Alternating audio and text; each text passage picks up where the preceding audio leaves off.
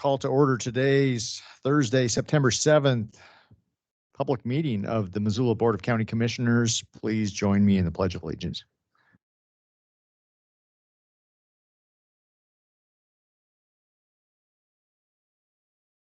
Stands one nation under God, indivisible, with liberty and justice for all.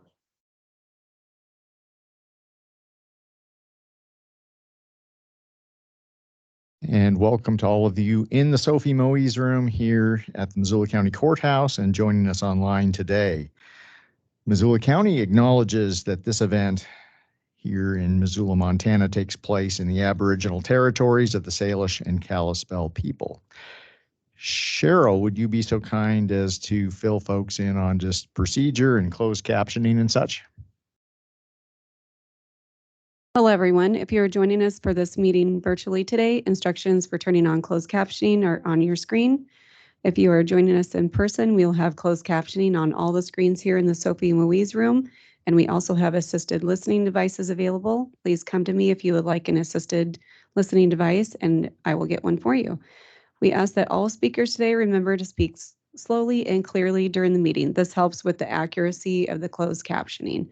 There will be multiple chances for during the meeting for public comment virtually. During those times, if you would like to speak, we ask that you use the raise hand feature.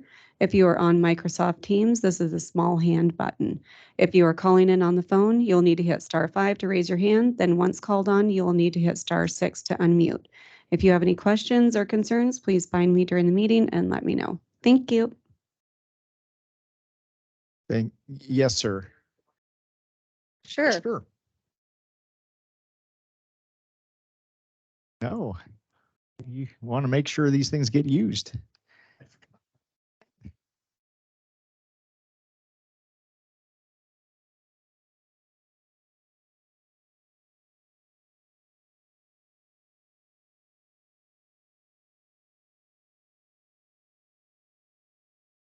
All right, stand by, everyone. We are taking care of some business here in the commissioner meeting room.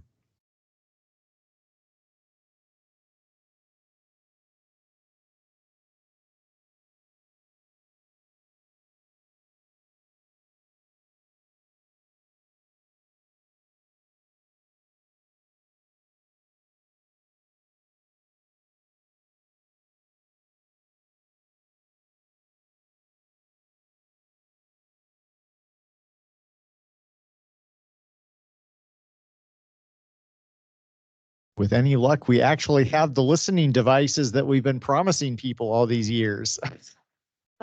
Okay.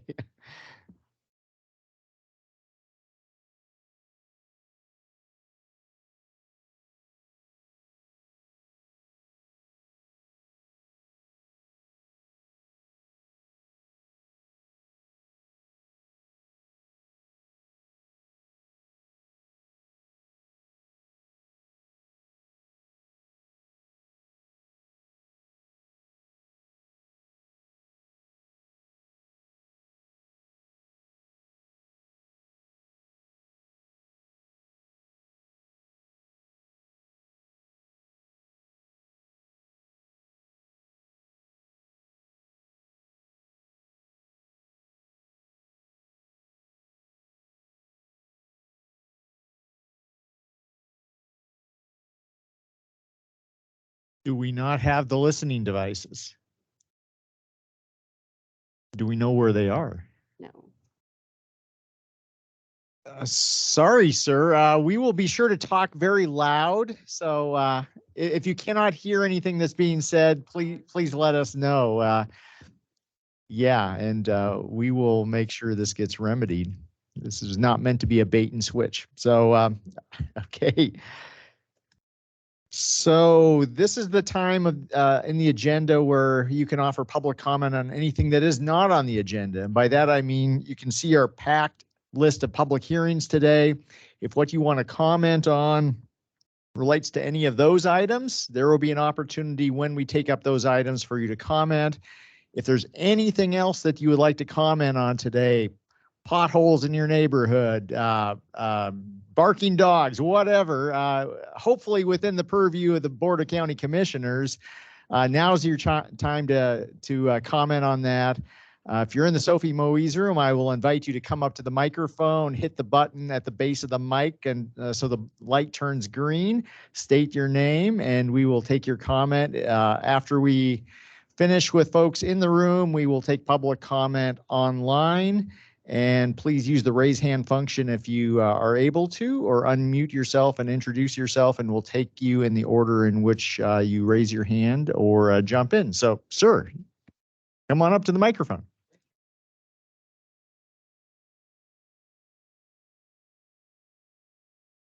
My name is Gary Koprovica, and I'm a resident of Missoula since 1963, born and raised in Butte. And I've been a homeowner in Missoula since 1970. And what I'd like to request from the city is income statements in all categories that the city has taken in since 2020, 21, and 22, and also city expenditures the same categorically, and 2021 and 22. And I think you probably mean county, not city. I live in the city. Oh, you live in the city. So we have no jurisdiction over city budgets. So that would have, But you don't have copies of the income and expenditures of the city? not for the city of Missoula, just for Missoula County government. Okay. So that would be something to take up with the mayor or the city council. Oh, okay. All right. I thank you. I do have questions regarding the streets, and I know we do a great job because of the winters and so forth that we deal with. Now, how many of you ever drive up Hillview? Anybody? Yes. Okay. I live up the top of Hillview, and you know the road is very good, but we have weeds off of the road that are 2 feet tall. And not only does it look bad, but also it's a fire danger as far as grass fires. And you know, when I have friends coming into town, it's really, I believe, a detriment to what people think of our city. Can I talk about affordable housing? You absolutely can. Yeah. You know, and I will be the first, not the first, but I'm concerned also. But we have to start realizing that the money that homeowners are paying, different categories, whether it be taxes or whatever, contributes to the problem with affordable housing. I'm fixed income, 78 years old, and my property taxes and costs of living in Missoula have really gone up substantially where my income hasn't. So everyone that's applying to build or renovate or whatever are paying very high prices for the different studies, taxes, and I think that has to be addressed. If we want affordable housing, then we have to help the people that own property to decrease their costs so that they can also decrease their rent costs. Does the water system, is that also with this, Correct. That's city of Missoula. yeah, I just had a question how that is going.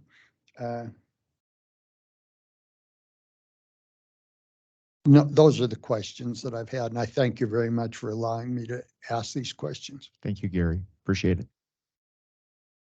Any other public comment on items not on the agenda? Anyone online or joining via phone who has public comment on items not on today's agenda? Okay. Seeing none, we will move on. Claims received as of August 21st, 2023 to August 29th, 2023 by the Commissioner's Office total $2,025,591.11. We have a whole variety of public hearings today. Without objection from my fellow commissioner here, we're going to reorder the agenda slightly so we bunch up all of the budget items together and get everything else out of the way first. So that will mean moving up the polling place precincts and commissioner district item right beneath, we'll make that item, new item B, right beneath the Washburn family transfer. Just in terms of procedure, how we're going to run this today, and this would be for folks online or in the room. Each public hearing I will open. It will begin with a staff presentation. It will be followed by, if there is an item like this, and the only one on the agenda today like this would be the first one, where the applicant or an applicant's representative would then have an opportunity to say a few words. That would be followed by opening it up for public comment. We'll close the public hearing, have questions from the commission, discussion among the commission, and then we will vote on each item individually. Please keep your comments succinct. There's likely a lot of folks who want to comment on some of these items today, so I'm going to request that you keep your comments to roughly 3 minutes or so. You'll get one chance, one bite at the apple to make your comments. And please, if someone else has already made the same comment you're going to make, no need to be redundant. So with that, I'd like to open up our first public hearing. This is on the Washburn family transfer. And Zach, would you be so kind as to present this for us?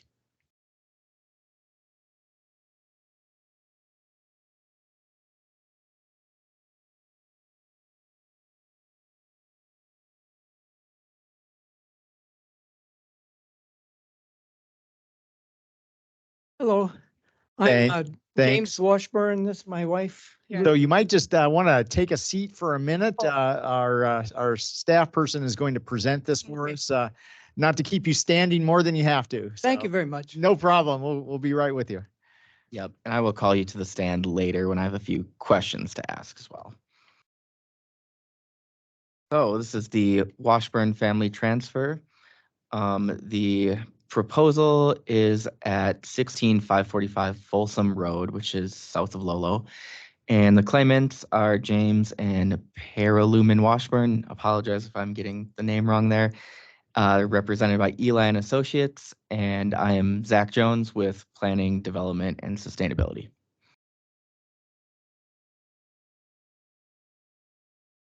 So this map kind of shows where the property is located, with the blue arrow pointing to the property just under it.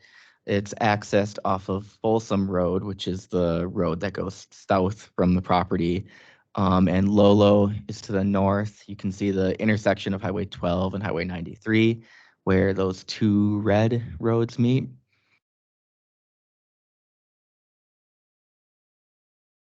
This is what is currently existing on the property. There is one tract listed as A5-1 on the property, and then there's also another tract listed as Tract A of Certificate of Survey 2606, which was actually created by a mortgage security exemption. However, it's not a legal tract of record and is not conveyable.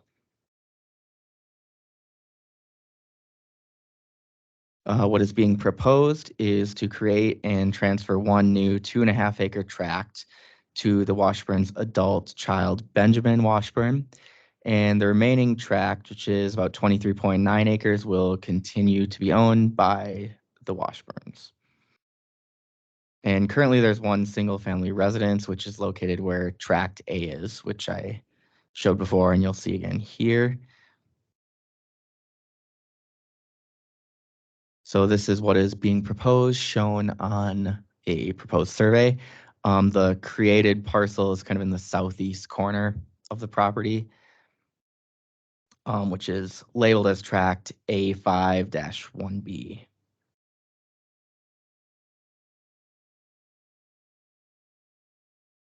So getting into the general evasion criteria and rebuttable presumptions that we review, there are two that were triggered. So the first is the proposed division is on a tract that was previously created through use of, move my box here. Use of a family transfer exemption, mortgage security exemption, or occasional sale exemption, or has received preliminary plat approval. And in this case, just the mortgage security and boundary line relocations have been used in the past. And the second is the proposed division incompatible with the growth policy? And in this case, it is, so it's not compliant with the land use designation of open and resource, which recommends a density of 1 dwelling per 40 acres if other goals and policies of the growth policy are met.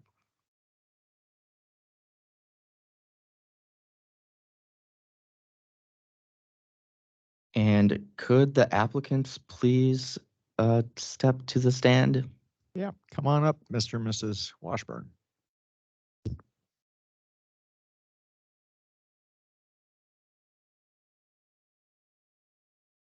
So I think it would be okay if just one answers. Yeah, or you can answer in harmony Or both. simultaneously. That's fine Yeah. too. Either I is don't know fine. if we can do that, but we'll try. Okay. So could you please state your name for the record? James David Washburn. Thanks. So first question, did you buy the property with the intent of dividing it? No, Thank you. Do you or your transferees intend to transfer the property within the next year? no, Thank you. Have you talked to anyone at the county about going through subdivision review? no, And the recipient is not a minor, so I will ask, will the properties be developed? yes, our son, who's age 32, wants to build a house on it. Okay, thanks. And will the recipient of the property be residing on the property? Yes, Great, thank you very much. That's all I have for you now. thank you. Unless before you sit down, not to keep you hopping up and down, is there anything else that you'd like to add before Zach wraps up? I don't Or know parallel- unless yeah. unless you have any other questions. Okay. No, none at this time. So thank you. Thank you. Go ahead, Zach. And then the end of my presentation, I will say that the planning office is recommending approval, and I have the recommended motion stated here. Okay. So any questions, feel free. Any questions? I don't have any questions other than, I don't know if you want to reference the discussions we had with planning department, talking about the future growth policy, so that this compliance issue doesn't look so bad. It's not, because you look at the development in the area and it isn't 1 to 40. So in a sense, this is compliant with what's on the ground right now, but we're in the process of updating our growth policy. Thanks. Yes, I don't really have anything to say on that front. I think Okay. just the fact that, yeah, we are looking at updating it, and Yeah. Yeah. thanks. So the upshot is if you look at the landscape out there in the vicinity of low areas that in the old antiquated growth policy might be identified as 1 per 40, clearly have already been subdivided and chopped up. So we need to bring our growth policy into the 21st century here a little bit. So any public comment on this proposed family transfer?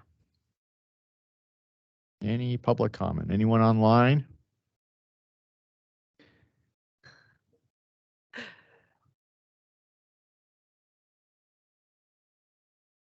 Okay, seeing none. How about a motion? Okay. I move to approve the request by James and Paraluma Washburn to utilize a family transfer exemption to create and transfer 1 parcel as presented in the subdivision exemption affidavit. Second, any further discussion? Seeing none, all in favor? Aye. Aye. Good luck with your project. You bet. Thank you. Our next public hearing, and folks are getting kind of the full breadth of Missoula County government today, from land use to elections to budget. So we have Bradley Seaman, our elections administrator, who's going to be presenting to us the 2024 precincts, polling places, and commissioner district revision proposals. Bradley.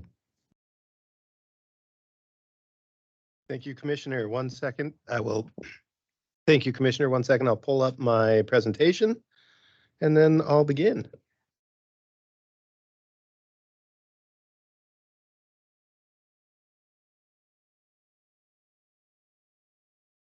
Okay, are we seeing it on the screen there?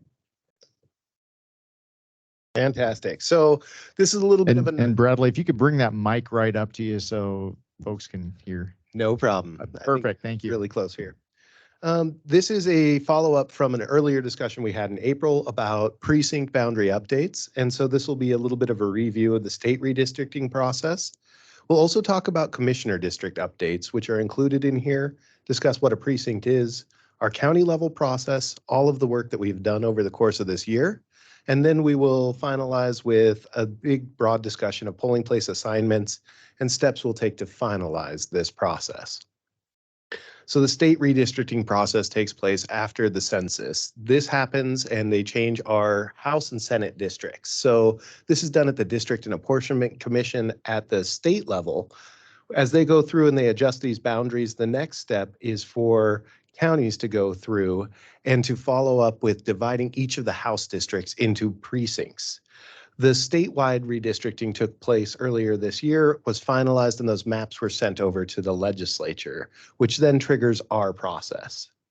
Before we go too deeply into the process about each of our different precincts, I wanted to take a moment and talk about the commissioner district boundaries, which we didn't discuss earlier this year. So the commissioners, the districts are required to be updated after the census. The same way we go through and we update our precincts after the census, we want to update our commissioner district boundaries.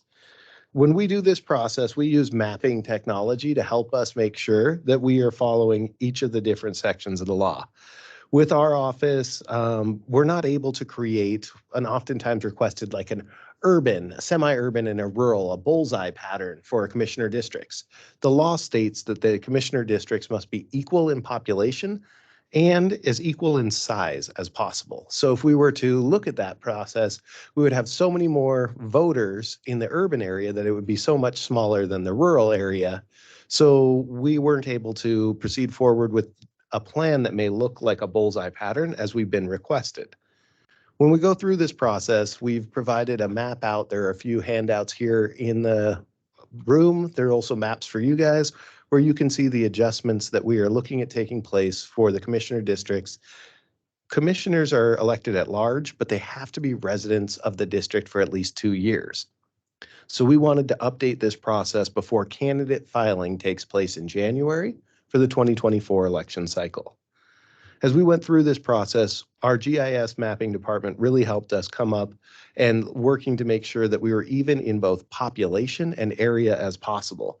I think they did a bang up job on this. As you look at that deviation, it is very, very close in population. And so for these proposed commissioner districts, you can see the boundary change as it comes through over the previous boundary and the newly established boundaries. Many of these regions are zero population. However, where we do have population, a small change can drastically impact that. But this plan keeps our populations balanced incredibly well. It does also make sure that we are even in area as possible. So this is our first plan we're presenting specific for our commissioner districts. We would like to open up a public comment period on this so that we can take additional review, and then we will come back later to confirm these districts. As we've gone through this, we did already receive a couple of updates on some of these zero population boundaries that'll make mapping this out a little bit easier. So we're taking comments in and we've opened up a public comment period on commissioner districts. That's my quick update on commissioner districts. This is really an administrative process that we go through to balance it and make sure that the population area is even. And we want to make sure that we're doing this on a regular basis so that voters all get to make sure that they have a commissioner district that represents them. Precincts, a little bit different. Precincts with our county, after the state has gone through and redistricted House and Senate districts, we brought precincts forward in April. The precinct's going to be our smallest geographic boundary for an election, and it's a subdivision of that House district. It cannot cross one of those House district boundaries. They're used to establish ballot rotation. So in a federal election, precincts are used to decide which person will be listed first for the presidential race. They're also randomly selected in the post-election audit to confirm that our machines work correctly.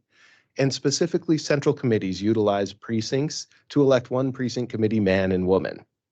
In Missoula, we like to name our precincts very specifically, the voting location and the House district in which they're in. So combining our redistricting process, adjustments to the House district, and polling places really makes sense. So we started this process earlier in the year to divide each of our House districts. We needed to make sure that each of our precincts didn't go over 2,500 voters. As we were doing this process, the legislature was still in session and changing laws around redistricting while we were presenting. We knew that this would be the case. They updated the time frame from 45 days to 90 days, and I'm pretty sure it happened on the 43rd day in our window to make our adjustments. So with this process, we really wanted to go through, create a great area, utilize the technology we had, present this out, and seek some public comment. So we used GIS to determine the boundaries and display each of the different House district boundaries. What we did is we took our census blocks and then converted them to voters so that we could get a really accurate count of the number of voters, knowing that there's a cap of 2,500. We also want to make sure that they're as even as possible by that voting population, but some of those rural areas or a legislative district boundary may require that some of those precincts are smaller. Using these GIS tools, not only were we able to, as you can see on the map on the right, convert our census blocks and utilize the mapping to see the streets, to see the areas, but also what the best method of travel for voters who are going to a polling place. As we discussed, we go through and precincts are utilized in multiple ways, from ballot rotation to precinct committee men and women. The most common question is, where do I go to vote? And so we wanted to make sure that that was really clear for our voters. So we took each precinct and we worked to decide which polling places they will go through and sought extensive amounts of public comment over the summer to create this plan. As we went through here, we decided that we wanted to follow the same naming nomenclature. Bonner 92 means that you're a vote at Bonner Elementary School and you're in House District 92. Because of all of this, it made sense to tackle each of these projects at the same time. We surveyed voters over time, tracked voting patterns, and worked with existing locations throughout a changing environment to help make these decisions. So this wasn't done in the night, in the dark. Some of the survey information that's really important, we conducted 2 scientific surveys. So we had standard deviation sample sizes that we could use to say, this is what our population wanted. We ran those surveys in 2015 and 2020. In 2022, we did an informal survey and just asked voters, what's going to work best, knowing that we had this project coming forward. As you can see, we asked them about distance to polling locations. We asked them about the method of voting they prefer. We also asked them specifically about whether it's more important for us to be responsible when we're using taxpayer dollars in election or providing services. And we received both answers as the main answers. So we want to balance that closely. Specifically, we wanted to make sure that as we looked at this, we were matching utilization to the number of polling locations that we've had. And so we did make sure that when we were looking, we didn't look at any consolidations over 5 miles away. And we wanted to make sure that our utilization and wait times kept it to that 15 minutes. With redistricting taking place every 10 years, we've seen a change in the way that voters choose to vote. 10 years ago, we had far more voters who voted at our polling places than we currently have. With the increase of voters who vote by mail, the utilization at polling places has gone down, which means that our wait time has gone down, but that also means that we are paying to have staff in there waiting for voters to serve. So we're trying to balance that. In addition to the method of voting changing, and the locations have also changed. Many of our locations are public buildings and schools. Schools and fire stations, and we've seen a big change in security concerns and access to these locations. Many of the schools here went through an update to provide secure access for students. On election day, we need open access for voters to be able to get in, receive their ballot, and vote in the election. So we worked hard to help balance that between ADA access issues, security needs from those schools, and making sure that we provided good service to our voters. We take pride in serving voters in the way they requested, community polling locations, and we had the most polling locations in 2022, 27 locations, and that utilization has really dropped down. So when we looked at this, we wanted to establish a plan that helped keep these community-based polling locations in the community, as well as provided good service, met that 5-mile radius, and made sure that people didn't have to wait. Due to that usage dropping, security concerns going up, and ADA access issues, we've looked at a plan that would make sure that we could serve voters in a timely fashion and in their communities. So as we went through this, we presented this plan out and we held a meeting which we invited elected officials, groups that work in parallel, third-party groups that do voter registration, central committees, as well as other interested parties. We had that on August 1st to present this initial plan and seek their comments to incorporate them. We had 19 people come to a meeting on redistricting. We're surprising many of you with redistricting here today, but I thought that was fantastic turnout, and it really helped us cover some areas and make sure that the groups that utilize precincts were included in this discussion to begin with. We've also issued press release, open Missoula County Voices pages, and took comments from August 15th through to this meeting to incorporate these changes into the plans we're presenting to you now. In addition to the public comment period, our meeting with groups that work in parallel, we also had a meeting in Evro. The Evro polling location was one of our hardest to determine the best way to serve voters in that community. And so we did reach out. We sent postcards to all of the voters registered in that community, and we held a meeting on the 22nd with 16 people in attendance to discuss that specific location. Here's what we came up with. The difference between this plan that we presented and the plan we presented in April, we made a small change to the boundaries between Clinton and Bonder, and we were able to update the polling location to the best method of travel so that voters who live 2.8 miles from Bonner School got to go to Bonner School instead of 10 miles to Clinton Elementary School.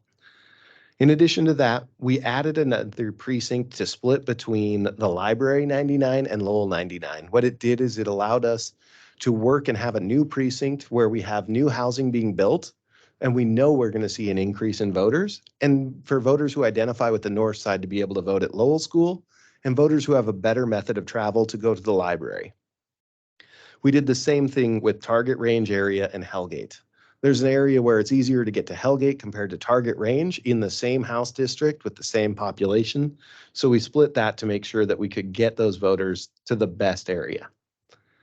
For our polling location changes that we're presenting for this, we're still working on the best update for the Evro area. As you can see in the packet that we've provided out, we originally proposed Spring Meadows Fire Station. The Spring Meadows Fire Station in our public meeting was not looked at as the best option. So we presented to our public meeting in Evro as, would it be better to be in the Spring Meadows Fire Station or at the Gray Wolf Peak Casino where we have a satellite office event? The voters in the community expressed a really strong desire to have a polling location located up in their community, not down the hill in Spring Meadows. And so we are working closely to address the concerns around smoke at the Gray Wolf Peak location. And we've been in ongoing discussions with the tribal council up there as to what we can do to address those concerns. I want to talk about specific polling place assignments and changes that we are looking at making. In addition to the precinct boundaries, we want to say that when we adjust these precinct boundaries, these are the areas that we are looking at.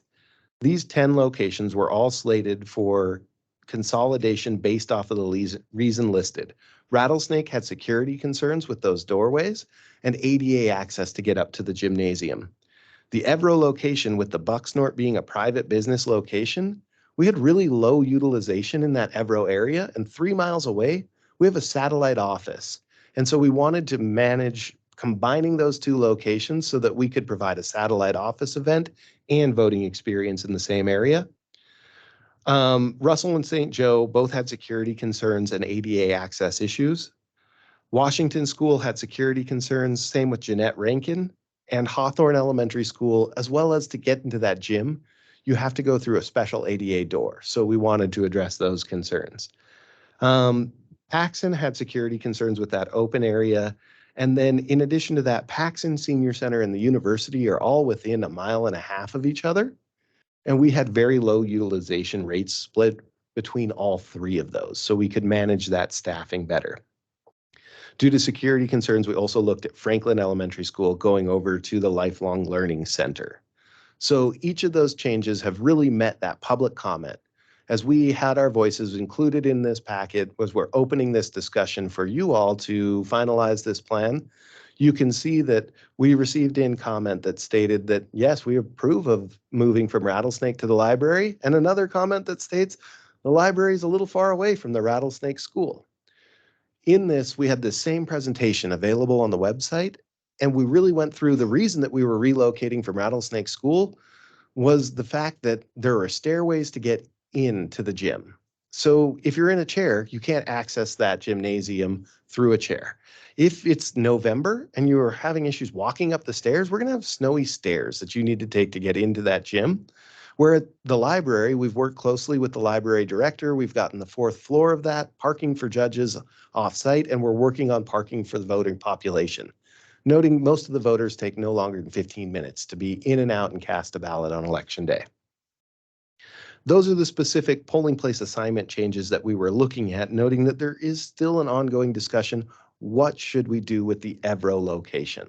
So we are actively working on this. In the meeting, we discussed a couple of different options: Spring Meadow, Gray Wolf Peak, or trying to revive the fire station that was utilized before.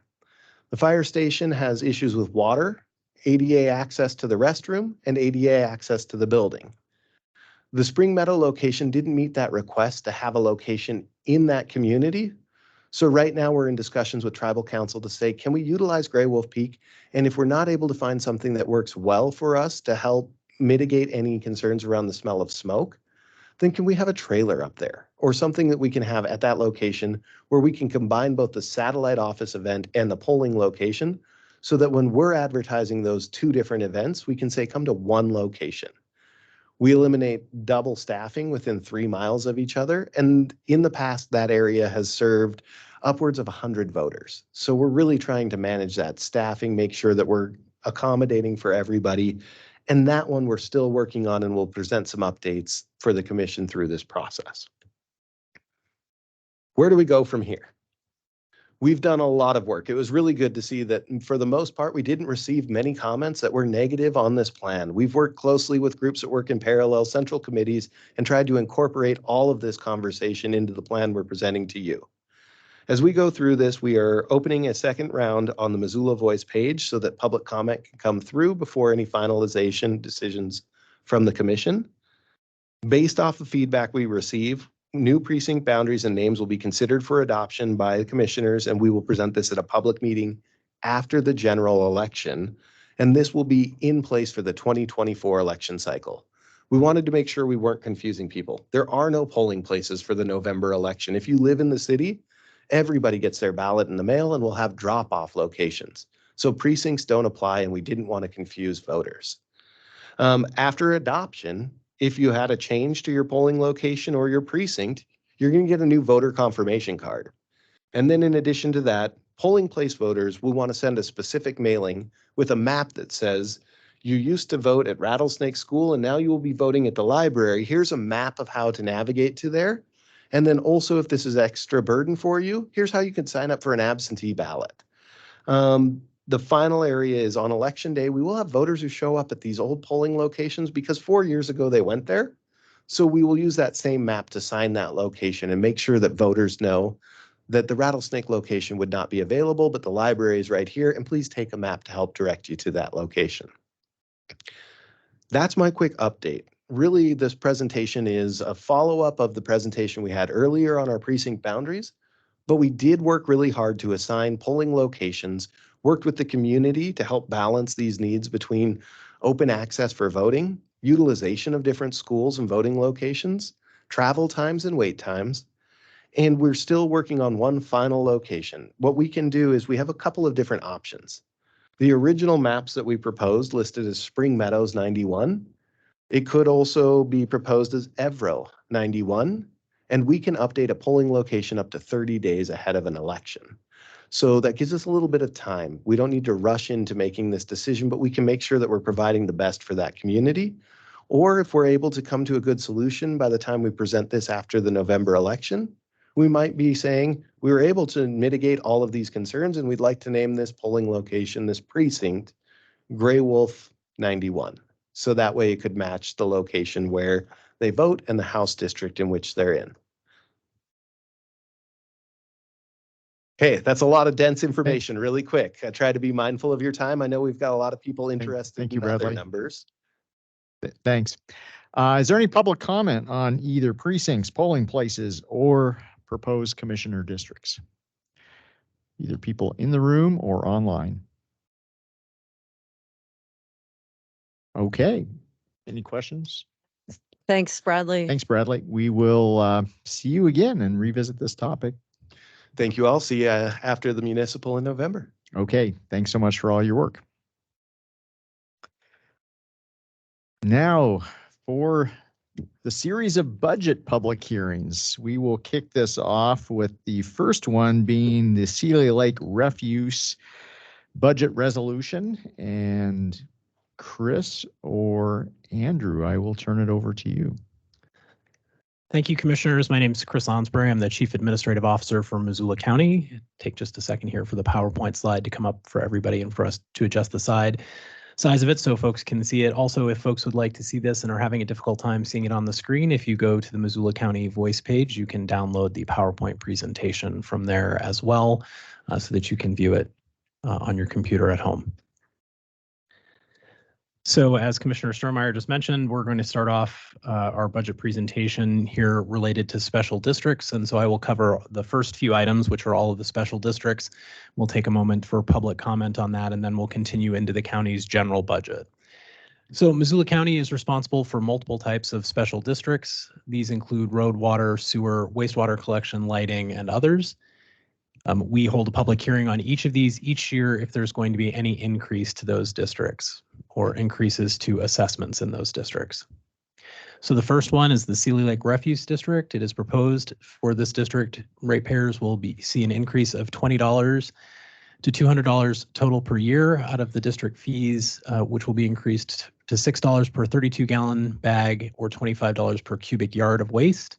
Fees for yard debris, appliance, construction materials, furniture, and tires will all increase slightly. Fee increases would be in effect starting with the tax bill residents receive in the October and starting date of September 15th, 2023 for special items. So this piece of the hearing, again, is related specifically to the Celia Lake Refuse District. So this is for trash collection in that area. As you are aware, Commissioners, but the public might not be, we contract that service through Republic, which provides for the disposal bins up there. The reason for this increase is related to the higher volume of refuse that we're seeing being delivered to the transfer site, as well as contractual increases for the hauling and disposal from the transfer center. Thank you, Chris. Is there any public comment on the resolution related to the Celia Lake Refuse District? Any public comment? I did have a Go quick ahead. question Go on ahead. public comment. There was a comment on voice or maybe in our emails, and Shane and Kim Meyer. Kim Meyer. I was going to like combine her name, and Kyra responded. I didn't know if they responded back to that person or not. No, not yet. Okay. But the upshot was that in the last 12 years, the assessment has only increased $50. So, Thank you. but we can get back to that. Yes, and as a reminder, just for the public, we are under contract with Republic, so the increase is passed on directly inside and has to be paid inside that district based on both special district laws and the contract. Thanks. Any public comment on the Celia Lake Refuse District budget? Chris, are we taking all of these together or individually? So I would recommend, Commissioners, that we take public comment for each of these as we go until we get to the main budget. And then, of course, I would say you could leave these hearings open until the final budget presentation in case people want to speak to both the district and the others. But I think pausing for a moment for comment is worthy. Okay, seeing no comment on the Celia Lake Refuse District, we will move on to the fairgrounds. I apologize, commissioners. I actually have the other rural improvement districts next. So I Oh, apologize with permission. I'd like Okay. to go yeah, slightly out of yes, order. Yeah, please do. Just to keep all the special districts that are related to sewer, water, and wastewater or refuse together. So the next is related to water and sewer districts. So the Lolo Sewer and Water District will see an increase this year. The average increase is $24 annually per property. The last increase for this district was in 2017. This is largely being driven by the energy costs necessary to provide water and water and sewer, not septic service inside the Lolo district, as well as personnel costs and supply costs for the Lolo Sewer and Water District. Hey, any public comment on these sewer or water districts? Any public comment? Okay, we will move on. Thank you, commissioners. So the next is the Sunset West Water District. The Sunset West Water District is located out just past the Y. The average increase here is $77 annually per property. This is again driven by the increased energy costs for the system, as well as the miles of line that have been replaced out there, as well as you can see up there, some upgrades to the pump stations for the water district. Any comment on Sunset West? Moving on to Lewis and Clark. Yeah, so the Lewis and Clark Sewer District is located in the Clinton area. This is an annual increase or an average annual increase of $52 annually per property. As you'll recall, the county was very successful and used both ARPA and state dollars to help update that system, but there continue to be increased energy costs as well as additional staff time that's needed to be dedicated to that district. And so the increase is to cover those. Any public comment on Lewis and Clark Sewer? Seeing none. Elmar. And the last one that we'll see related to rural special improvement districts is for the Elmar Water District. So Elmar is located off of Mullen Road, just near the, I'm going to say this wrong, it used to be 44 Ranch Estates and is now the, what is it now? I cannot remember the new name for 44 Ranch Estates. That's okay. Sorry about that. Phantom Hills Golf Course. Nice. In that area. Sorry about that. So this is an average increase of $60 annually per property, again, driven primarily by energy costs for the cost of pumping water in this water system, as well as some funds to cover additional maintenance that needs to be done to the system. The last increase for this particular district was back in 2018. Thank you. Any public comment on Lolo, Sunset West, Lewis and Clark, or Elmar Rural Special Improvement Districts? On the voice page, do we also have kind of the average amount folks pay in these districts? I do not believe that is on the voice page, but I do believe we have that information on the website related to the special districts themselves. Okay. But I do not believe it is up on the voice page. This information is up on the voice page for the changes, but I don't believe the annual average is up on the voice page. Thank you. Okay. Moving on. So commissioners, the next one I have is the Missoula Local Government Building, and I apologize. I think I might have put fairgrounds into our regular budget. So my apologies. That's okay. And just by way of an important note on the agenda, I think it's listed as Missoula Local Government Budget Resolution, and the word building may be, it's a critical piece of information. It is. So just as a reminder, the Missoula Local Government Building is the federal building the city and county acquired from the federal government as part of a transfer. So Missoula County and the city of Missoula are the co-owners of that building now. The U.S. Postal Service there contributes approximately $149,000 in annual rent towards its ongoing operations. We are projecting this year to do mitigation work in that building, specifically around the remediation of lead, paint, and any asbestos that may be in that building. So Missoula County is proposing to use a total of approximately $1 million in American Rescue Plan Act funds, paired with grant and city dollars for a total of a $2.5 million budget for this next year. Of that, the maintenance side of it, just the operations piece of the building as opposed to the remediation, will be approximately $387,000 when you take out the cost of the post office lease and then divide that between the city and the county. You come up with an operational cost to the county of $119,049 for the local government building. Thanks. Any public comment on the Missoula local government building budget for next fiscal year? Seeing none. Moving on. Thank you, Commissioner. So here we'll move into Missoula County's primary budget. I did want to start off here talking about some of the special funding that we are using as part of this year's budget for one-time costs. And before we do we need an intermission at all? Are we good to just keep rolling? Fine. Okay, we'll keep rolling. So we are using some special funding this year that is one-time funding that comes from various sources. Sorry about that. In particular, the Federal American Rescue Plan Act, or ARPA funding. Also, as you are aware, Missoula County is part of the opioid settlement, and we also receive local option marijuana tax funds. These local option marijuana tax fund was voter approved. It is a 4% tax on recreational marijuana that comes back to Missoula County. So out of the American Rescue Plan Act, Missoula County, as I mentioned, will use part of its funding, about a little over $1 million, towards the remediation of the Missoula local government building. We'll also be continuing to support the temporary safe outdoor space and several other initiatives around housing in Missoula County for approximately $1 million. We will continue our support for the mobile support team, as well as the opening of the Crisis Receiving Center in Missoula County for approximately $1 million in American Rescue Plan Act funding. And we will continue to assist the County Attorney's Office and the Community Justice Department with staffing of positions in both of those departments. Missoula County also receives approximately $32,000 in opioid funding. That money will be dedicated to the mobile support team, which responds to folks with co-occurring conditions, both in mental health and addiction. So we feel that's an appropriate use for those funds. And the county receives approximately $500,000 from marijuana tax. That money is put into the Missoula County's local government fund, which helps to support core services in both the county attorney's office, 911, elections, and motor vehicles, and helps.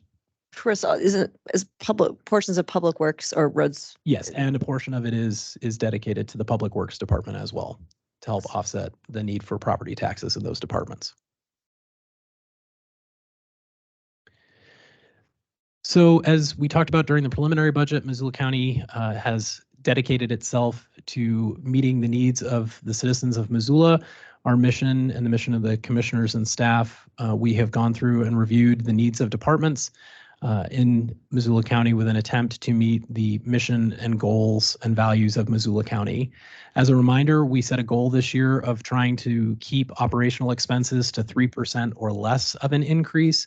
And we worked hard to provide a cost of living adjustment that, while not the same as the inflation rate, would allow us to continue to maintain a high quality workforce in Missoula County. Just as a reminder for folks, when we look at inflation, we can look at it in lots of different ways. One way is the consumer price index. That consumer price index shows that in this particular case, inflation between 2022 and 2023 grew at more than 10%. Another way to look at that would just be to look at the local Missoula market, and around here we are seeing on average approximately a 6% inflationary pressure. So Missoula County's total budget this year, we will have total revenues of $266,685,000 approximately, with total expenditures totaling $255,051. Out of that, that is looking at all sources of revenue. That is not property tax dollars to make up that total. That includes grants, one-time funding, the American Rescue Plan Act, and various sources. I do want to remind folks that Missoula County has a federally qualified health center as part of it, so that we show those numbers if we were to remove the federally qualified health center. So you can see that approximately $45 million of that operation is actually the federally qualified health center, which it does not is not supported by property taxes, but is supported both through Medicare and Medicaid dollars, as well as a sliding fee scale. So it does not have an impact on property taxes in Missoula County. You may have seen charts out there that show the growth in local government, and certainly tax revenue and the need for tax-supported services continues to grow. But I did want to highlight one of the reasons why we don't use the total budget revenue and total expenditures of Missoula County, which I just mentioned will be over $200 million, is the fact that when you look at those expenses. They include a lot of one-time money that isn't ongoing. So in addition to the Federally Qualified Health Center, we've had the American Rescue Plan Act, the CARES Act during our COVID-19 experience in Missoula County, as well as the building of the Missoula Library and things like the Mullen build area or the Setupcane area. So those one-time expenses, we would not want to be considered ongoing property tax support or looked at as property tax. Those are largely through federal grant programs, and while obviously paid for by federal tax dollars, they aren't directly attributable to property tax dollars. So this graph actually shows our total expenditures is the red line up above it, and then the blue line that you see in the middle of your chart is actually tracking inflation and population and its growth.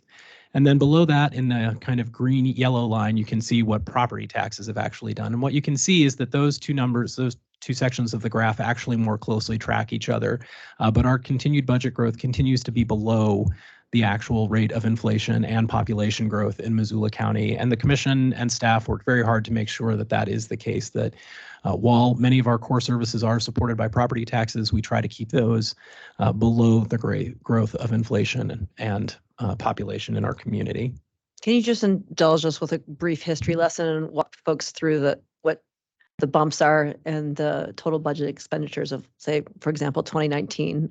Yeah, absolutely. So in 2019, we had a couple of different things going. Towards the end of 2019, of course, was the start of the pandemic, headed into 2020. But what we saw in 2019 was both the library, so debt issuance for the library, which brought in revenues from those bonds to be able to pay for the library's construction, as well as some open space dollars. And then what we see is that continued reason that line stays up as opposed to dipping back down is primarily from CARES Act money, as well as the American Rescue Plan Act and funding that came in specifically for federally qualified health centers. As I mentioned, partnership is part of Missoula County. So the revenues that came directly to federally qualified health centers during the pandemic is also part of that bump. And then you can see coming out of the pandemic at the end of 2021, heading into 2022, that total revenue begins to come down as some of those one-time projects come out. And then you'll see an increase coming out of 2022 up to 2023. That was a second infusion of ARPA expenses, but also the build grant out in the Setupcane area of Missoula County. Thank you. Yes, of course. So as you know, we faced many challenges this year. The folks who work at Missoula County are very hardworking and dedicated. We see through our employee engagement surveys that more than 80% of our employees highly value the fact that they work in a public service sector where they are directly working with constituents to help address needs and challenges in our community.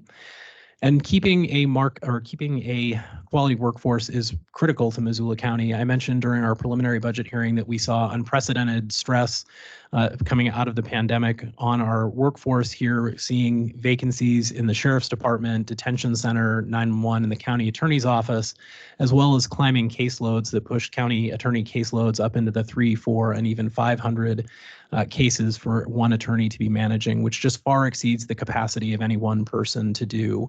And so we've worked hard over the last several years to try and bring wages, in particular in those areas, back into alignment and make sure that we can fill the vacancies in those critical departments, while also trying to balance the needs of the community, not only in public safety, but others, but recognizing too that our constituents and everyone here is feeling the strain from property taxes and their increases.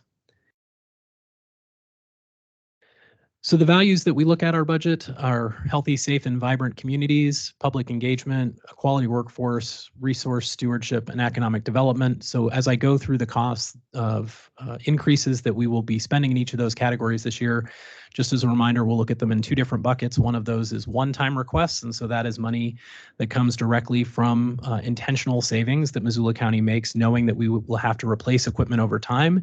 It is more cost-effective for Missoula County and for Missoula County taxpayers for us to budget for those expenses, and then when they come along to have those planned expenses, then to be hit with all of the costs in any one given year. But I wanted to highlight that we really have made an intentional investment in this budget in our quality workforce. And so, as you know, more than 85% of Missoula County's workers are covered by collective bargaining agreements, We work really hard with our collective bargaining partners to make sure that we're able to meet the needs of our staff as well as our non-union staff in that. And so many of the increases that you'll see this year are directly related to that need to retain a workforce. I mentioned that we've seen unprecedented understaffing in our departments. We were at one point down 8 deputy sheriffs, several county attorneys, 6 dispatchers, and 19 detention officers. And those are numbers that for critical services that just need to be filled in order for us to be able to maintain our dedication to public safety and the services that our community needs. So in addition to the base budget this year, I wanted to highlight a few things, which is that the commissioners work very hard each year, as do our departments, to bring forth requests for new services or new staffing needs that we might have around the county, recognizing the growing population means that we need to provide additional levels of service to folks. This year, as the commission was working through that process beyond what we were able to approve inside the growth of our budget, we did deny more than $1.8 million in new spending that would have been one-time spending. In addition to that, about $1.1 million in personnel requests, which included 13 new positions to help support departments. Those 13 positions obviously would have represented a significant impact to property taxes, as they come with an ongoing component for those positions to continue forward. So looking at our one-time funding requests, again, just a reminder that those come from intentional savings where we know that we're going to have to replace equipment and materials in the future. And so we budget for those so that the tax impact does not happen all in one year. So looking again at the preliminary budget, you can look for specific details around this, but in our healthy, safe, and vibrant communities, this is the area where we're spending the greatest, some of the greatest amount of dollars, about $2.8 million in one-time funding, much of that coming from ARPA. Public engagement, about $27,000, a quality workforce, about $905,000, resource stewardship, $3.5, and economic development, $73,000. So I wanted to talk just briefly about the two largest categories there. In the area of resource stewardship, the reason that number shows an increase, a pretty significant increase, is the contribution for the Johnson Street Shelter, which we've been working with our partners at the city as well as the Poverello Center on opening. Those funds, again, will come from a one-time remittance from the city's tax increment finance district. So those are taxes collected only inside the city limits, not outside the city limits. And so we will be using those funds again to help our partners address that one-time challenge in Missoula, in the city, primarily in the city of Missoula, but also supporting residents who are unhoused outside of the city limits. Under Healthy, Safe, and Vibrant Communities, we will be addressing several long-term projects out at our Missoula County Detention Facility that need to be addressed, including heating and cooling. That facility is a little over 20 years old at this point, and again, some of those items need to be replaced just as part of ongoing maintenance in a facility that's now, 20 years old. More importantly, the ongoing tax-supported funding requests, these are the piece that will have a direct impact to folks' taxes this next year. We do look at those in the same categories that we've looked at our others. Looking at our Healthy, Safe, and Vibrant Communities, we're spending approximately a new $123,000. This will help support additional staff and needs across various departments. Public engagement, about $110,000. Quality workforce, about $140,000. Those will be the few new positions that we're approving this year in Missoula County. Resource stewardship includes the cost for the enhancements to match and build out the piece of the fairgrounds related to the parking lot and the replacement of the grandstands at the fairgrounds. As you are aware, commissioners, but to remind the public, we received a very generous donation from a community member here to help replace the grandstands. And this will be Missoula County's contribution to the removal of the grandstands and then the installation of the new facility before next year's fair. And then we will have some additional contributions in economic development as we look towards maintaining the variety of services in economic development, but that includes our river work that includes work along the river with the river ambassadors and others to help support that, as well as contributions to Missoula Economic Partnership and other community partners in the areas of childcare and other spaces to help make sure that workforce, not only at Missoula County, but across Missoula County and city, are able to be supported. So I just want to remind folks before I turn the presentation over to Andrew to go through some of the numbers and why we're seeing these shifts, that there are certain pieces of the budget that are in our control and certain pieces of the budget that are not. And so Missoula County is a statutory piece of the state of Montana. We are an arm of state government, and the tasks that are performed by county governments are dictated by statute. We don't have a choice but to provide the services that we provide. There are a number of statewide mills that Missoula County is taxed or charged with collecting on behalf of the state. We do not have any control over how those are set. The state of Montana also is the one who sets the tax rates for the various classes of property. That includes residential, industrial, and agriculture. And Andrew will spend a lot more time talking about how we're seeing that shift towards residential property. We also don't control the reappraisal cycle or how people's homes are valued, or changes to the market that have to do that, nor do we have any control over the fact that when we go out to the marketplace to buy goods and services like tires, replacement parts for vehicles, and those kinds of things, we have to buy them at the exact same cost that the public does. And so when you see those inflationary pressures, when you go shopping, we see those exact same inflationary pressures. And for folks who are unfamiliar with cryptic language of budgets and taxes, the word mill does not refer to something in which you saw up lumber. It's a unit of taxation. So that's what we mean by the word mill. Thank you. I appreciate that, Commissioner. That's true. I often forget that there's a lot of jargon in our presentations. So here's the piece that we are able to control. So we are able to control the level of services that we provide. We're able to control when we approve new positions or programs that need to be added and how that impacts property taxes. We're able to control, as Dave mentioned, those increments of taxation, which are called mills that we levy. And we are responsible for the way we try to explain that. And we spent a lot of time during the preliminary budget attempting to make sure that folks understood we were focused on the property tax piece, because that is the part that has a direct impact to folks' budget every day at home. And it really matters this year because we are seeing an unprecedented shift in property taxes away from the things that we can control in how they're being levied, and the fact that the tax burden continues to shift pretty heavily towards residential property taxes. And that property tax shift doesn't equal out for every member of classes. And so that shifting burden to residential property taxes doesn't correlate for folks to a one-to-one. And so the example that I think that I best heard was when we talk about things like telecom companies.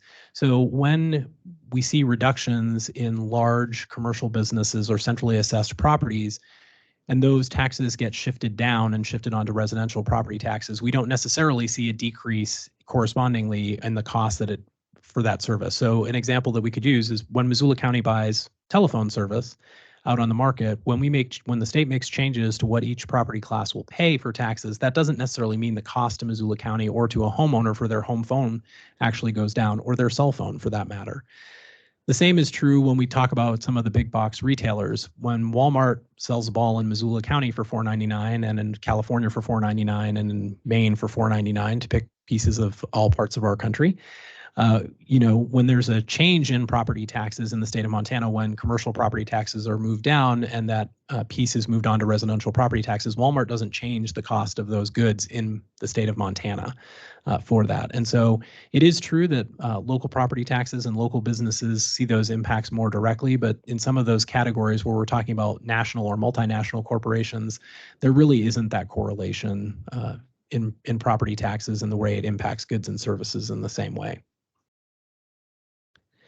So I'm going to give Andrew Chorney, our Chief Financial Officer, an opportunity to kind of walk you through both the tax impacts that are coming up, and I want to give him a chance to highlight for folks the fact that we are attempting to be as transparent as we can, given the fact that this is a reappraisal year, and so the numbers this year look pretty significantly different than they have in the past. So Andrew? Thanks, Chris. Andrew. Okay, thank you. First slide. As everybody will remember, Yes, sir. Well, we'll have time for comment a little bit later, so just hang on to your question, please. Thank you. As everybody will remember, we talked about a 5.4% decrease increase in tax revenue from 2023. That's $3.6 million in dollar value. We tried to stay under the 12-year average rate or 12-month average rate of inflation for CPI, which was 5.97%. Next slide. There are two issues to discuss here. The first is reappraisal. And the second is a tax shift during this reappraisal cycle. Residential class 4 homes saw an average increase of 37%. If there were no increase in housing values, a home that would have a market price of $500,000 today would have paid $310 less if its market value had remained at $364,963.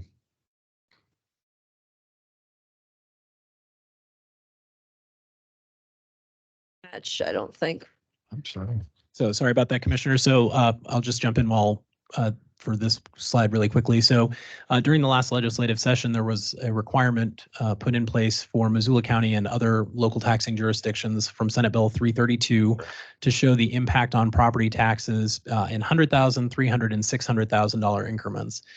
One of the big challenges is the fact that because values of homes increased dramatically, as Andrew mentioned, 37% across the county, the number of mills that we will levy to raise the same amount of revenue will actually decrease. And again, those mills are units of taxation, so it doesn't really mean much to folks. But what it deceptively creates is a picture where it looks like a $100,000 home this next year would pay approximately $45.56 less in taxes. The problem is that $100,000 home last year is worth more than a $100,000 home this year. And so if your home was valued at $100,000 last year and you went up 37%, your home is in the $200,000 plus range at this point. And so you will pay taxes now based off your house being $200,000, not $100,000. And that I think leads into what Andrew was saying, which is this next slide right here.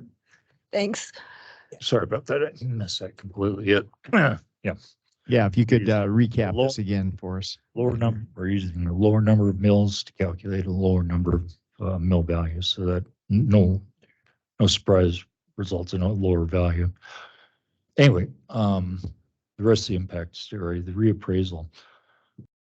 If we'd stayed the same from last year, we'd actually have a mill value that decreased $310 from if it were a $364,963 house, which is a $500,000 home today. If there had been no increase whatsoever, we would have seen a $310 decrease in taxable value or in actual taxes. The second piece of the puzzle is the tax rate placed on the class 4 residential housing commercial properties. This is a tool given to the state and the MCAs for class 3 and class 4. And MCA, for folks who are interested, that's Montana Code Annotated. That's the laws of the state of Montana. Go ahead, Andrew. As a tool to navigate fluctuating markets.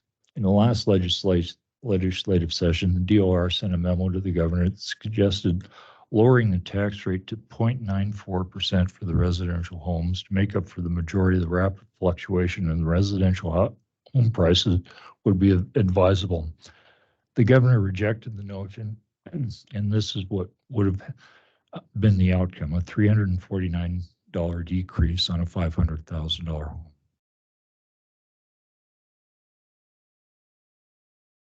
Here's a copy of the MCA that was adopted by the legislature and signed by the governor in 2015. It is in the best interest of the state of Montana to mitigate the fluctuations in market value for the class 3 and class 4 properties that occur during the 6-year appraisal cycle. This is the reason they implemented the 2-year reappraisal cycle. It ends by saying that to adjust tax rates as needed to accomplish this intent. So in this case, Andrew, if I can just summarize what it is by not making that change down in the tax rate from from 1.35% to 0.94% as was recommended by DOR, folks will not see an offset for the fact that reappraisal occurred. Is that accurate? That's absolutely accurate. DOR is Department of Revenue, if anyone's wondering. my understanding is that during the 6-month reappraisal cycles, these adjustments were made. So in my quest to find the answer between the difference between, I found that a 5.4% tax increase for the county revenue translated onto a property tax bill in the city somewhere around 10% increase, in the county somewhere around a 12% increase. And it just didn't make any sense to me. Why was this happening? So I asked the DOR for some information quite some time ago, and I got it 2 nights ago. And so I asked for the different categories of taxation, different big taxpayers, big tax categories within Missoula County. They're taxed at different rates, and there's 11 of them. And I asked for the property values that made up those tax categories in 2023. I'm sorry, Andrew, would you mind just reading those 11? Because I don't think folks in the room can see that slide. Sorry, I'm not hooked up to the slides here. Or Chris, maybe whoever can see Yeah, just run through the list of property so class. folks have an idea of what these property classes are. Oh, there we go. I'm sorry. I can see it now. The first class is ag land, second class is commercial land, third class is residential, third is pollution control equipment, the fifth is business equipment, then pipelines and non-electrical generation. These are generally centrally assessed or multinational corporations, forest land, airline, railroad, telecoms and electrical utilities, wind generation, and carbon sequestration. And these really make up the majority of the big tax categories within Missoula County. And in the second column, you'll see they totaled $1.9 billion in 2023. They totaled $1.2 billion in 2024. And I just wanted to see what kind of an increase that was. Well, that was a 3.4% increase. And I was looking at the residential and, well, it looked like a pretty hefty increase, but we all knew residential homes were coming up pretty quickly. So in the next column, I took a look and tried to figure out how much of the 2023 total was residential. It was 15.7%.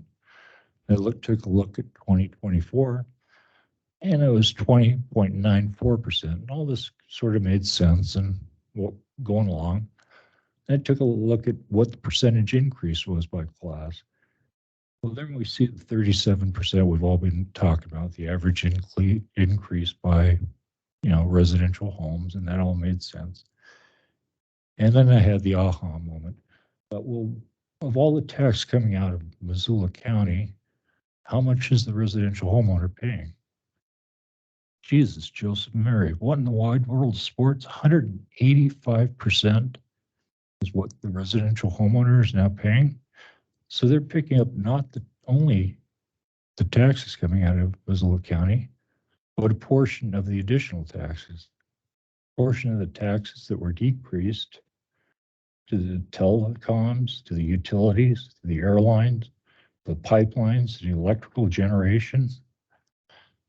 They've all had their taxes lowered. They've been shifted now onto residential homeowners. This was a light bulb moment for me. And not just shifted. Repeat the percentage again. How shifted? 185% in just this one reappraisal cycle. So that solved that. I understood quite clearly what was really going on here now.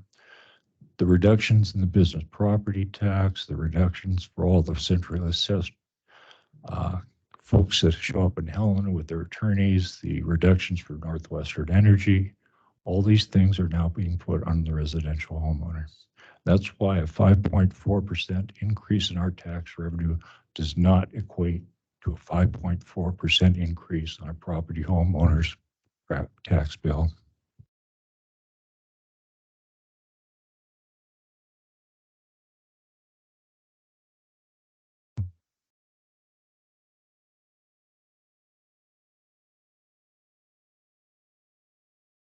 But what does it mean? We're still levying 5.4% for the increase.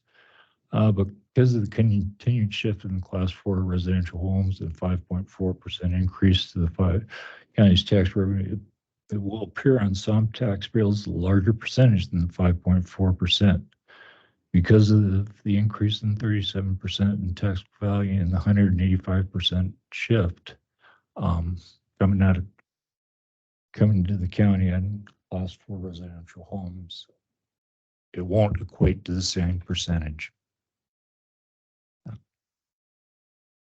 And commissioners, I think just to emphasize what Andrew was saying, I think that's why it's really important for folks to understand how these tax impacts and tax shift is impacting residential property homeowners. Normally, we're able to come to you and say, you know, this year, if you want a $500,000 home, here's how much the increase will be so that we can show what that would look like for the average homeowner. But this year, because of reappraisal and the shift that's happening, it's different for every single home in Missoula County based on how much the value of that home changed. So there is no one universal number, which we have historically seen because the shift is so great this year. Even in years where values went up 5, 6, 7, 8%, we were able to get to that number. But this average 37% makes that number unattainable from a mathematical standpoint for us to give that number.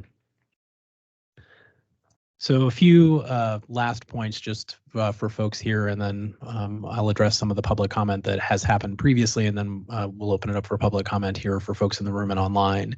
So as Andrew mentioned, we will be levying an additional 5.4% increase in county-wide taxes to be able to support the ongoing operations of Missoula County, and that includes the 3% increase for operational costs to be able to cover the goods and services that we buy in the marketplace, just like everyone else, as well as a cost of living increase across the board, which averages between 2.5% and 4% for our various collective bargaining agreements to make sure that we're able to fill the positions that Missoula County needs to have filled. But there are real world impacts for folks related to that. And I apologize, the PowerPoint got away from me there.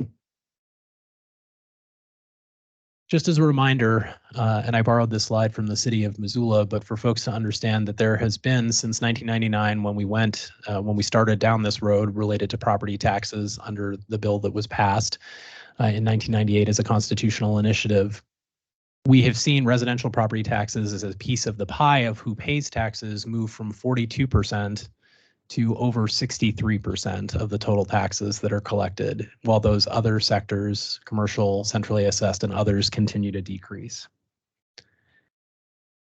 So as part of your budget process, we went through the comments that you've received online just for folks who aren't here in person to be able to hear those.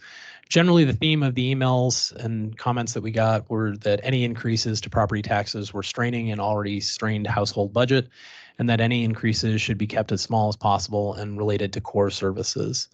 Several of the comments that we received were actually directed to the city of Missoula's budget, but the one question I did want to make sure that we address is why people pay both city and county taxes when they live inside the city limits. And that is because not only are city residents of the county, which is true, but also because the county provides several services that the city of Missoula does not provide to those residents. And so some of those services include things that you heard earlier today from Bradley, our elections office. Missoula County conducts all elections in Missoula County. So those include the city primary that's occurring now and the city general election that will occur.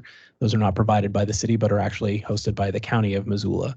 In addition to that, we're responsible for providing district court. So felony cases all are dealt with by the county attorney's office and our district court staff here at Missoula County, as opposed to through the city limits. And that's just two examples of services that are provided by that. In addition, folks who live outside the city limits receive their public works service through us. So there are county-only mills that we levy for folks to be able to get their roads plowed. In addition to that, the health department and animal control services outside the city limits are paid for by those county-only mills that folks see on their bill when they live in the county, but they do not see, if you live only in the county, the city portion on their tax bill. Several comments asked the commission consider not funding the Johnson Street shelter. Many of these comments indicated that it was unfair for taxes collected from county residents to go towards what it was seen as primarily a city service. Just as a reminder, the Johnson Street Shelter is being funded out of a remittance from the tax increment finance district. So those taxes are only collected inside the city limits, not from county residents.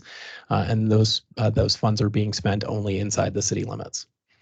One commenter understood that budgets were stretched thin, but asked that we increase funding to law enforcement this year to allow for additional traffic patrols in and around the county, specifically related to speeding and other things. And they stated that they would believe that the fine revenue that might be collected could help offset some of the costs.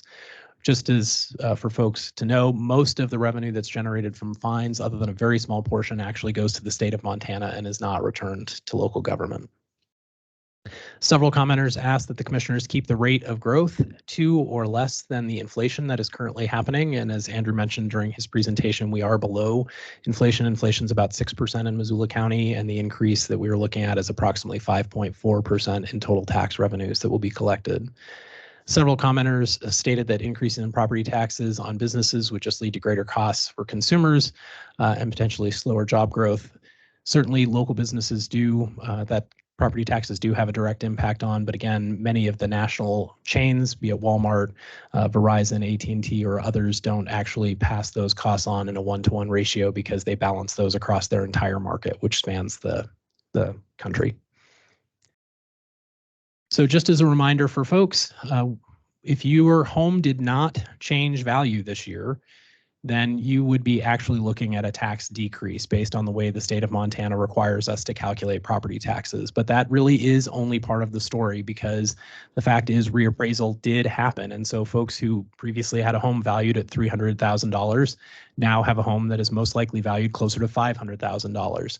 And so that decrease won't actually happen. But we are required to report based on state law the numbers as they would have us present them, and that would show a tax decrease based on the fact that we will be levying fewer mills. But that is only a piece of the story and certainly not all of it.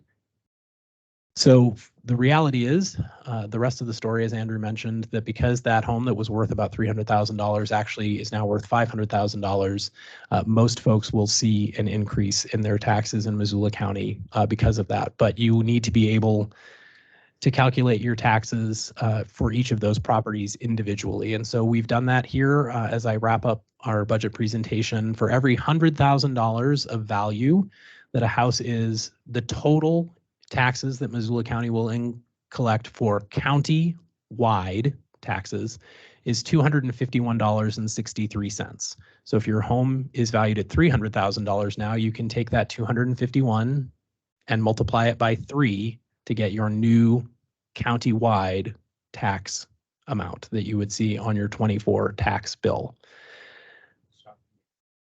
That's not the increase. That is the total tax. Thank you, Andrew, for that reminder. That is not the increase. That is the total tax, not the increase for folks. For media in the room, that was the total tax. Okay, thank you. Yeah. And so just our last slide here is a reminder that our budget is going to increase and collect more revenue this year from taxes to cover those ongoing expenses. It's about 5.4%. Consumer Price Index shows inflation for the last 12 months in Missoula at about 6%. So we are trying to stay below that number. I know it's closer than many would like, but that helps to ensure that Missoula County will be able to fill those critical needs around public safety and other services. With that, commissioners, I'd ask you to open it up to public comment in the room, and of course, we'll answer any questions the commission might have as well. And I'm going to stop sharing my screen just so that we can see a little bit easier the folks online who might have questions. All right. Thank you, Chris and Andrew, for that presentation. So we're going to begin in the Sophie Moise room in the Missoula County Courthouse and open it up for public comment on, and we'll take comment on not only the overall budget that Chris and Andrew just presented on, but also this is a chance if anyone does want to comment on any of those rural special improvement districts and their budgets, or the Missoula local government building. Chris, did I miss it, or were you going to talk about the fairgrounds? So I'm sorry, commissioners, that was in the ongoing tax increase in the culture and recreation section of our budget to cover the cost of removing the grandstands. Got it. Okay. And the construction of the new ones, thanks to the generous donation. We did hear that. Yes.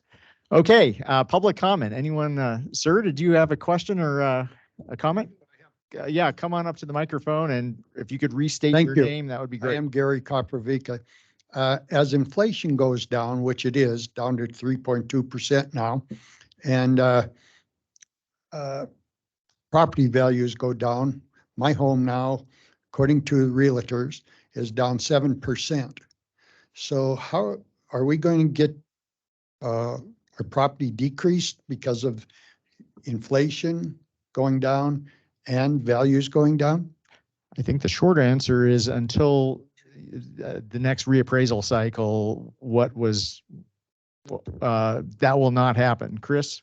So commissioners, that is correct. Although just as a reminder for folks, if they are seeing changes in the valuation of their home, the Department of Revenue has a form that you can fill out online. I'm going to get the name of it wrong, but I believe it's AB 24? In AB 24. Thank you, Commissioner Strohmeyer, that you can fill out, which would allow the DOR to reevaluate the value of your home. And if they find that it has gone down in value, then they can make that adjustment. And then in the fiscal year 2025, because 24, their review is over, fiscal year 25, then that amount would go down based on the new value of the home. Now, who do we see for that? That is the Department of Revenue at the state, and there's a web, their form is available both online as well. And if you have difficulty finding it, let me know and I can help you. I appreciate that. Now, I also heard you talk about the prices that you pay.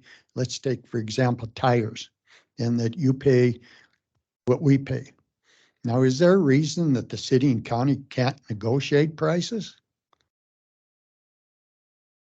So we do attempt to negotiate prices where we can, but we still have to buy in that marketplace. And so, excuse me, I apologize, I'm getting dry throat here. We do have Shane Stack on who might be able to speak to this more directly from our Public Works Department. Sorry, Shane, to put you on the spot there. Related to that, we do get a discount to some extent when we buy in bulk, but the reality is the number of tires that we go through is pretty significant. If you think about one sheriff's department vehicle, driving several 100,000 miles per year, it burns through tires pretty quickly. Shane, can you? Yeah, Shane. and I think obviously, Chris, too. I mean, we've got a purchasing policy that we've also got to follow. And we do, we are looking for the best price we can get for everything, regardless of. But do you have somebody that negotiates these prices? I was in retail business for 38 years here in Missoula, and we negotiated everything because we had to really pay attention to our costs. So, Yeah. sir, and I'm going to cut you off, Shane. I think we get the gist of your point that when feasible, we absolutely look for economies of scale in what we're purchasing and try to get as low a price as possible. So it's not just us going down to Les Schwab tires or somewhere else and doing a one-off necessarily, but we're still subject to the same market forces as everyone else. So we can't just go in and say, you know what, cut us a deal here and give us half the rate of inflation. No. Well, why not? Someone should be able Well, to I mean, if negotiate these prices. well, sir, we get your point that we do currently and will always look for ways in which we can get bulk deals or pricing that is as low as possible for the taxpayer. But who's responsible for that?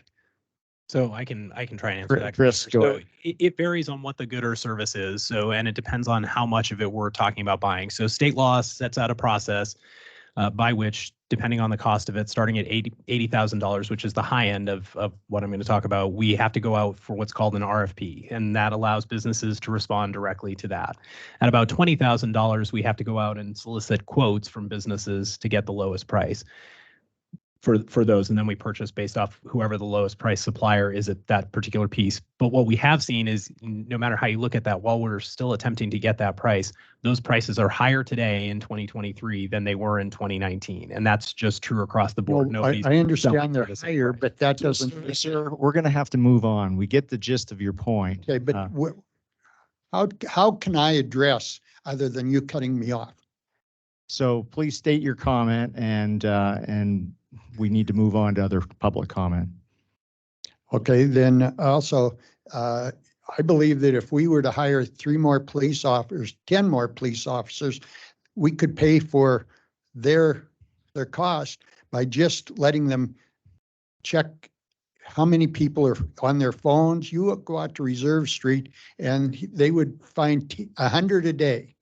And again, sir, we are not the city of Missoula Police Department enforcing the cell phone ordinance within the city, and we are not collecting revenue from tickets that go into our general fund of Missoula County. Okay. Is it possible for me to have or get a quote on the costs of different items and check and see how much negotiation is being done? Yeah, certainly I can connect you with our county auditor who oversees all the procurement for Missoula County. I'd appreciate it. Yep, Thank you bet. Thank you. And if, And- sir, if you could please leave Commissioners- your contact information before you leave, we can be in touch with you. Thank you. Commissioners, I did want to make one quick correction. I said Yes. it was an AB 24, and luckily one of our folks who was online quickly corrected me. It's actually an AB 26 is the name of the form. And so I just want to make sure that I correct that as AB 26, not AB 24 for the form. Okay, an important correction. Thank you for that. Anyone else in the room like to comment on the budget? Sir, did you have a comment? Come on up to the microphone, please, and if you could state your name. My name is Mike Paterni, and actually I have a question, if that's okay. Sure. I didn't quite catch everything about the 185% shift. Maybe you could explain that again. I'm hard of hearing and apparently hard of vision too, so It's a great slide. Bring the slide back. Okay.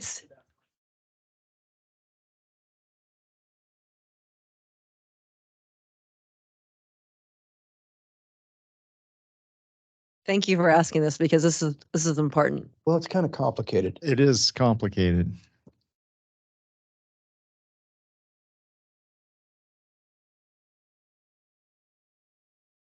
But while Mr. Zorni's looking, or excuse me, I don't know if I'm calling people. No, that's fine. Go ahead. That's Andrew over there, yeah. Yeah, sure. All right, so these are the different classes of property. These are the 11 major classes of property within the county. And in 2023, here were all their taxable values, right? And I think we cut the total off, but there was a total down below. And this was 2024, and those are their total taxable values. And the one I keep an eye on is residential. See, it's 188,000, 2020, 188 million, 2023, 257, $69 million increase. So 15% increase over 2023. And wait a minute, no, wait, I'm sorry, this is the percent that this was of the total in 2023. So that's percent of the total. So it was 15% of the total in 2023. Moved up to 20% of the total in 2024, 20% of that total, right? And then we're looking what was the actual increases from these classes?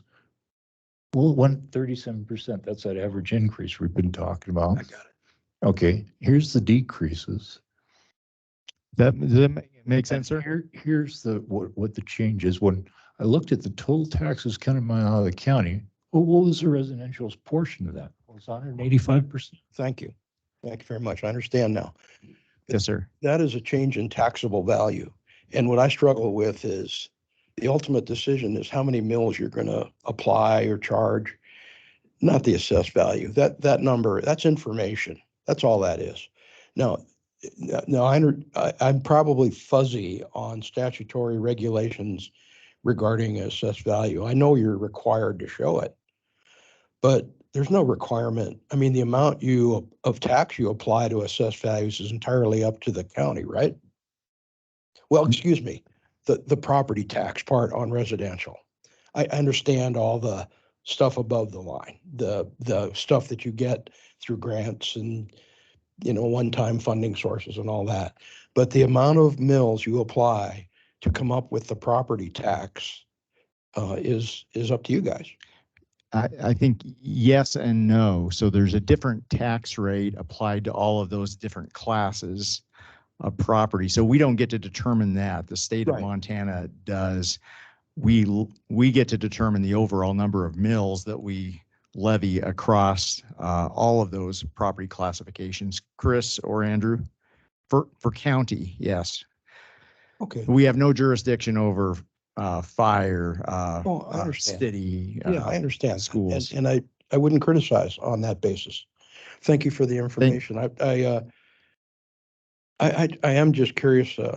I noticed on the news the other night that Flathead County managed to reduce their property taxes in this year. Excellent. So glad you brought that up. Yes, excellent question. Actually, no. And this is by virtue of the fact of the reporting format that the state of Montana requires us to use. Chris, do you want to recap this again? It's a little, it's not entirely accurate. So. Yeah, so commissioners, what Flathead County is not taking into consideration is reappraisal. And so the fact is this year for Missoula County, if your house is still worth $100,000, you will pay less money on it this year than you did last year, but your home is no longer worth $100,000. So Flathead County is using $500,000, for example, as the cost of a home. Missoula County, we use $600,000 because that's closer to the median home price. This year, if you have a $600,000 home, you will pay $273.38 less than you paid last year if your home last year was also worth $600,000. So basically, if your home value went up anywhere in the state of Montana, including Flathead or Missoula County, you make no mistake about it, you will be paying more taxes this year. Oh, so does this relate to the point you made earlier about it's a case by individual house by house? So in aggregate, Missoula County, it's confusing, but anyway. Well, it is that, sir. Thank you. Thank you. Anyone else in the room want to comment? But that's just to your point about the report that you heard out of Flathead, that the math was accurate. It was just that it's not the complete story. The complete story is that reappraisal has happened, and that wasn't what was shared in that report. So that's what makes it. If your home value did not increase, you would be paying less because we're levying fewer mills. If your home value has increased, which I know mine has significantly, and many other folks in Missoula County and Flathead County, for that matter, have seen increases in their assessed values.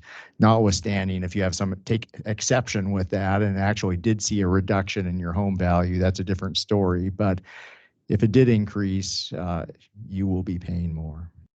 Andrew? I give this one more try. Yeah, okay, let's take another run at this.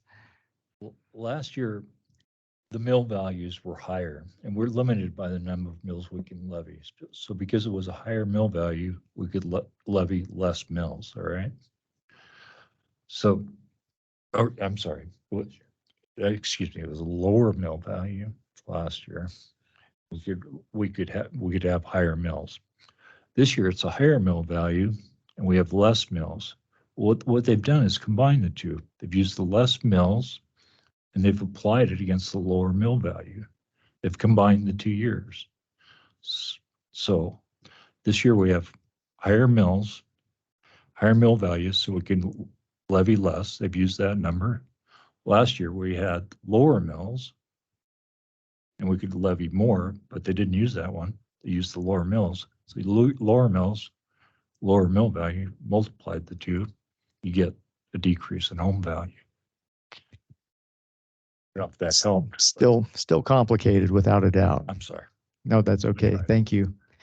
All right, we're going to go to public comment online or on the phone. It looks like we have a phone number ending in 1829. Caller, would you like to unmute yourself and state your name and provide your comment? This is Keith Coppervica, and I'm going to ask you to bear with me because I have quite a bit to say. First of all, Chris, you said that if home values didn't change, then our property taxes would go down. Well, yes and no. That's not necessarily true because you've asked for an increase in the budget, 5.4% increase in taxes. So if you would have had to have not asked for any increase for our property taxes not to go down. I'd also like to address the issue that actually my brother talked about earlier. His name is Gary. He was talking about wondering why you don't negotiate. I have a good friend that's a procurement manager for a Fortune 500 company, and I just talked to him this past week about this. He said that a good procurement manager will save a business or a county that they work for 10 times their annual salary. Missoula County needs a procurement manager. You spend over $200,000 a year on consultants. Maybe the first consultant you should pay is a procurement consultant. Let me give you an example. The Missoula County purchasing policy says anything under $20,000 doesn't require an RFP or even a limited solicitation process. Missoula County's auditor's office issued a quick guide to purchasing, and it says, and I quote, and this was distributed to Missoula County departments, and I quote, under $20,000, any reputable county vendor, don't contact auditor, just buy it. So what I ask is how many hundreds of thousands of dollars are spent on purchases of less than $20,000 without even a competitive price comparison? As I said, Missoula County needs a procurement manager. Many of the funding requests that you're making would use money from savings, and these savings were once taxes. So you're planning on increasing spending a lot more than the 5.4% increase in property taxes, more like about $10 million, including savings and ARPA funds, and that's all from taxes. Commissioner Vero, thank you for forwarding to me the link of claims lists from the past several years.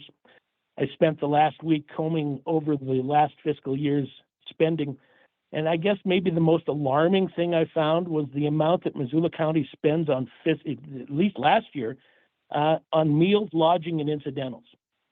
$1,757,041.07. It comes out to about $2,000 per employee if you have 880 employees. Now, that friend of mine that works for a Fortune 500 company told me that their spend on meals, lodging, and incidentals per employee last year was $607, 70% less than Missoula County. In addition, there was $20,000 in food purchases, and that doesn't include the detention center or the animal shelter. There was one food purchase attributed to the commissioners in the amount of $4,416.89, and another in the amount of $1,139.54. Within the claims list, millions of dollars in credit card charges with little or no description of what products were purchased or vendor. For an example, there's 200 claims charged to credit cards with the only product purchase description as contracted services, no vendor listed. Over 76,000 charged on Citibank credit cards with no vendor and vague descriptions of the product purchased. There are 5,793 purchases. Keith, you're beginning to run a little long. I'd ask you to please wrap up your comments, please. Well, Dave, you've got a $110 million budget here, and you're only going to give me 3 minutes to comment on it. Come on, I'm asking for a little bit of leniency to maybe let me expound a little bit. I spent a week digging through this stuff. I would hope that you give me a little bit more time. I will give you one more minute, Keith. That's ridiculous. 1 more minute. Okay. Well, if that's, I guess, let me ask you this then. Are you really interested in transparency, or are you just taking public comment for show? There's a lot of information in here that the general public needs to know. Here's what I will say. If I were the general public, I would request this same information that I dug through and take a look and see what Missoula County is spending their money on. It's appalling, the waste of money, everything from purchases with supposedly Lee Enterprises for soil conditioner, to food purchases, to clothing purchases for the commissioners made supposedly to Greater Good Tactical. I mean, you guys paid off this today. You paid off several $1 million in claims. There was about 8 pages of charges to MasterCard with the amount What a vague description, no vendor, descriptions like operating supplies, printing. Thank supplies. you, Keith. I'm going to cut you off here. You've already supplied us with those questions previously, and as I have told you outside this I meeting, haven't, Dave. we I are have working on supplied getting you some answers. I have not supplied you with those questions, and you don't want to hear what's realistically going on in this county. That's sad. That is a thank you, sad state Mr. of affairs. Koprivica. Next commenter. No, sir. We're going to folks online who would like to comment. Do we have anyone else on the line or joining us virtually who would like to comment today?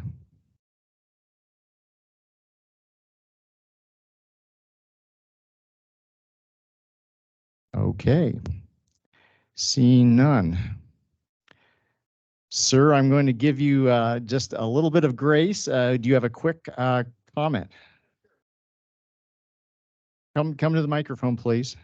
Not here to cause conflict, but when And could you state your name for the record? Gary Koprivica, when you have citizens that are here listening and then have comments and you cut us off, how do we know that you're going to pay attention unless we get feedback from all of you? Thank you, sir. And I think just in Keith's case, we're working on getting him answers to his comments. He's written those specific comments to I us before. didn't realize that though. Thank you. Thank you. Anyone else online like to comment? Okay. We will close the public hearing on the FY24 budget, and we will, I think that's Keith again. So we will have questions from the commission. May I make a 10-second statement, please? Go ahead, Keith. I did not raise the questions as Commissioner Vero just indicated. No, I had a lot of stuff to say today that I have not presented to you, and you cut me off. That's all I have to say.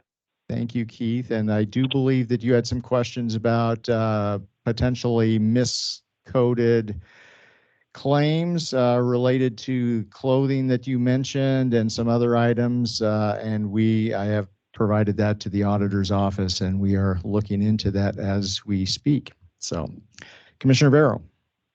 I just wanted to know if Andrew or Chris, if you hit us again with the highlights. Just really beat the dead horse here. Sure, you bet, commissioners. So just as a reminder, there will be a tax increase for most folks because of reappraisal, and that is just the reality. In order to be able to raise the additional $3.6 million to cover those increases in costs for personnel and operations, that is a 5.4% increase in property taxes. That number does continue to be below what the inflationary rate is for Missoula County. And we would just want to be transparent about that, because the fact is, based on just a sheer mill calculation, when we look at just those units of taxation and we don't consider the effects of reappraisal, it would look like there was going to be a tax decrease for folks. And that is not a complete picture for folks to have. The fact is, reappraisal did happen, and we can't use just say $500,000 home and talk about it as though it was always $500,000, because it didn't used to be $500,000 in the year past. So we are looking at increases in spending. Much of that is from cash savings that is intentional money that has been put aside, because when we budget for things like replacing a cooling tower at the detention facility, or changes to air handlers in buildings or boilers in buildings, we know what the lifespan is of those. And by putting a little money aside each year, then we're prepared for when those costs come, instead of having to increase taxes dramatically in any one given year to be able to cover all of those things, because Missoula County does contribute to the welfare of a significant amount of the property, or owns a significant number of properties here in Missoula County, including the courthouse here and the annex, as well as the administrative building, health department, and other facilities that we're responsible for maintaining, including the fairgrounds and others. The other big highlights to point out for folks is that a lot of that one-time funding is coming from federal tax dollars through the American Rescue Plan Act. We are continuing to support our partners in law enforcement and in public safety in attempting to address some of their real recruitment and retention challenges in this budget, including increases in salary items for those to help make sure that we can maintain a quality workforce here in Missoula County.